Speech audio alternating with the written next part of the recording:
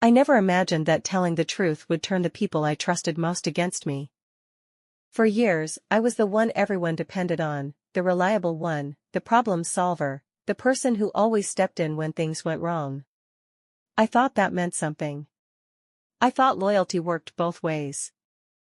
But one decision changed everything. A decision that exposed a secret my family wanted buried. When I finally spoke up, the room went silent. No one defended me. No one asked how I felt. Instead, they looked at me like I was the villain, like I had crossed an invisible line that I didn't even know existed. Now half my family refuses to speak to me. The other half says I should apologize for how I told the truth, not for the truth itself. I keep replaying that moment in my head, wondering if staying silent would have been easier, or if silence would have made me just as guilty. So now I'm left with one question that won't leave my mind, and I want you to answer it honestly. Was I wrong? My name isn't important.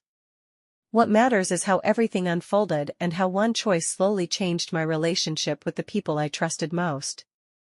Growing up, I was always the dependable one in my family. If something broke, if a bill was late, or if there was an emergency, I was the first person everyone called. I learned early on how to stay calm under pressure. While others panicked, I stepped in, fixed problems, and made sure things didn't fall apart. At first, I didn't mind that role. Helping my family made me feel useful, needed, and appreciated. I believed that being there for them was simply what family did. At first, I didn't mind that role. Helping my family made me feel useful, needed, and appreciated. I believed that being there for them was simply what family did. Whenever I hesitated or questioned a request, I felt guilt creeping in. I was reminded of everything my parents had done for me, and how family was supposed to come first. Looking back now, I realize I wasn't just helping, I was being positioned as the safety net, the one who would always catch everyone else when they fell. My brother was different from me. While I learned to stay quiet and responsible, he learned how to be loud, impulsive, and free. He was the one people excused. I was the one people depended on. From a young age, he was allowed to make mistakes. If he failed, it was part of learning. If I failed, it was disappointment. Whenever something went wrong, I slowly turned to me. Whenever something went right, praise went to him. That imbalance became normal inside our home. He chased what he wanted without fear. I stayed behind, fixing problems, smoothing conflicts, holding everything together. Someone had to be stable, and that someone was always me. People called him brave. They called me mature. But maturity, I learned, was just another word for sacrifice. I don't blame my brother. He played the role given to him. Just like I played mine, the one who never complains, never breaks, never asks. But somewhere along the way, I started to wonder. What would happen if I stopped carrying what was never meant to be mine? The moment I stopped explaining myself, everything felt heavier and lighter at the same time.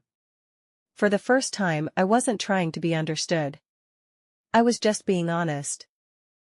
People noticed the change immediately. Some called it selfish. Others called it cold. No one asked how tired I was. When I stopped fixing everything, things began to fall apart. And that's when I realized. I was never the solution. I was the glue. My brother struggled for the first time. Not because he was weak. But because I was no longer carrying his weight. It hurt to watch. But it hurt more to remember how long I had been invisible. Growth, I learned, doesn't come without discomfort. I didn't walk away from my family. I walked back to myself. And for the first time, that felt like enough. Not every story has a villain. Some stories are just about learning to stop disappearing for others.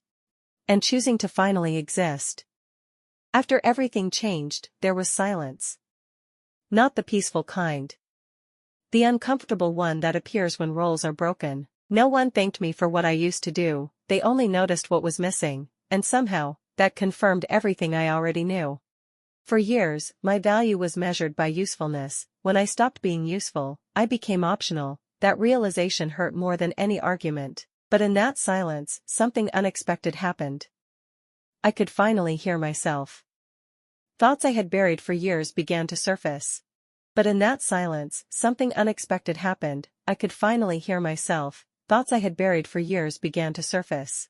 Setting boundaries didn't make me cruel, it revealed who was only comfortable when I was silent, and who I was without the weight.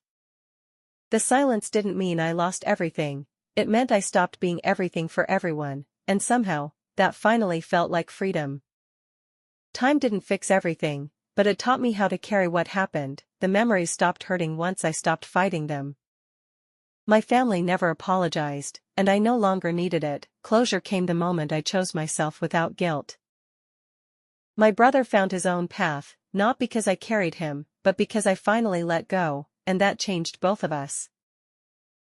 If you see yourself in this story, remember this: you don't need to disappear to be loved. Sometimes, stepping back is how you finally exist.